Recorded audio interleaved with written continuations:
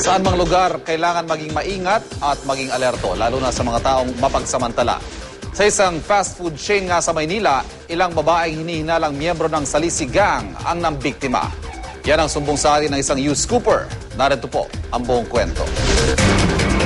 Madalas nating marinig ang mga katagang looks can be deceiving. Ibig sabihin, madaling malinlang sa itsura ng isang tao o bagay.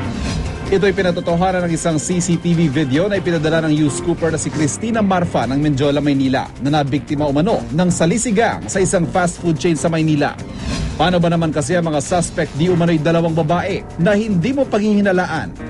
Sa kuha ng CCTV, makikita ang babaeng ito na lalapit sa counter at hinihintay ng isa pang kasamang babae. Pagdating ng kasama niya, palingalinga. Animoy may hinahanap na hindi makita habang inaayos kunwari ang kanyang payo.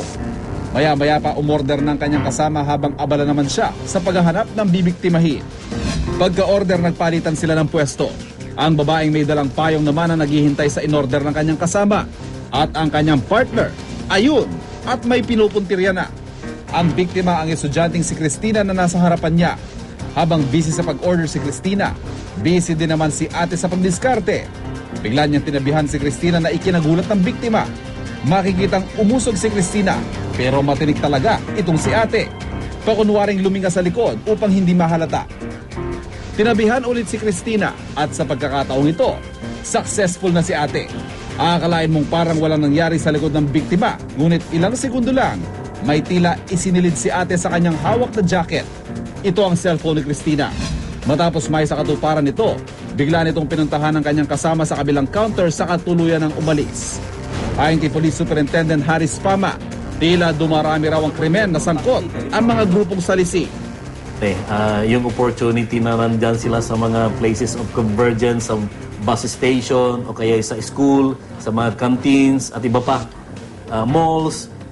Yung naman mga magnanakaw o mga gangs na ganyan o modus operandi o salisi na ganyan ay nandyan din.